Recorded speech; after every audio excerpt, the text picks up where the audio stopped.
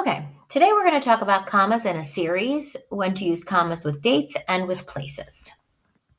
3 relatively easy rules. You might have learned them before, but it's good to review them and to make sure you understand all the little nuances of them.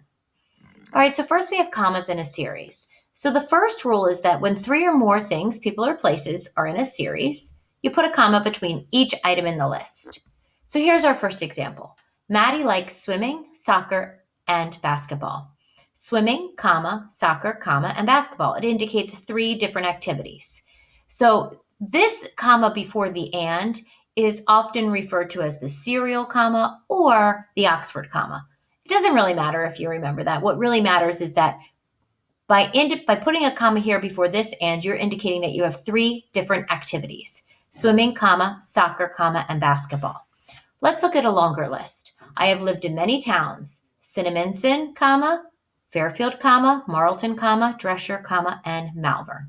So as long as you have 3 or more things, you put commas in between the list to indicate that these are all different places or all different things.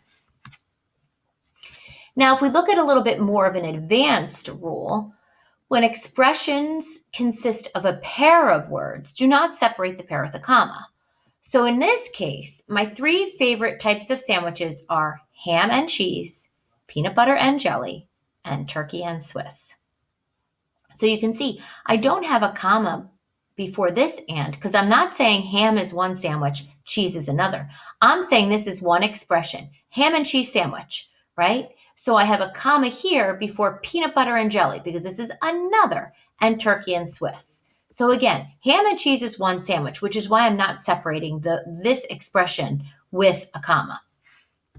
Peanut butter and jelly is another sandwich, and turkey and Swiss is the third. So again, I have 3 sandwiches. This is one with the comma, this is another with the comma, and this is my third type of sandwich.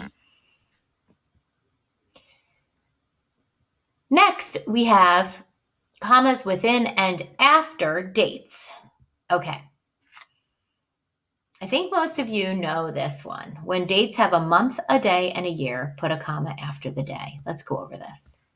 So in this example, Jillian's birthday is on June 28th, 2008, right? So anytime you've ever written your birthday or the day with the year, you've always put a comma after the actual number, date, the day, June 28th, 2008.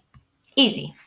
Now, this one I feel like is a little harder because it doesn't feel like it looks right.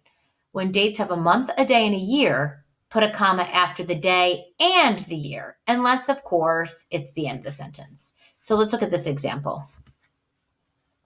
August 5th, 2000, was the day of my wedding.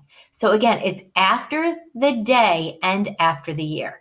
So this always feels funny to me because it seems like it should just flow and this comma is kind of interrupting things, but it's the rule. So we just have to follow the rule. So the comma, when the full date is at the beginning or in the middle of the sentence, you still need that last comma after the year. Of course, if it ends the sentence, you just put a period. My wedding was on August 5th, 2000, period. And our final thing is comma after places. So the first rule is when the name of a city is being used with its state or country, place a comma between them. And again, I'm pretty sure that if you've listed your city and Pennsylvania, you've done this, right? I enjoyed visiting Burlington, Vermont. So here we have a city and a state. And then here we have my favorite place to sit at a cafe is in Paris, France. And here we have a city and a country, right? So either way, you put a comma between them. Now, this is again a little bit more advanced. Commas after places. When the name of a city is used within its state or country, place a comma between and after them, even if something is abbreviated. Let's look at this. So before, I just had a period after Vermont. Now I enjoyed visiting Burlington, Vermont, in the fall. Just like the date with the year feels funny to me to put that comma after it. It's the same thing with the state. You still need that comma, even if it feels funny because it feels like it's separating the sentence. Again, some of these things with grammar, we just have to memorize, right? So this is one of those things you have to memorize. Now, if we were going to abbreviate Vermont, you still put the comma after the abbreviation. I enjoyed visiting Burlington, Vermont in the fall. Okay, good luck. Hopefully you use all these in your writing correctly, and reach out to us if you have any questions.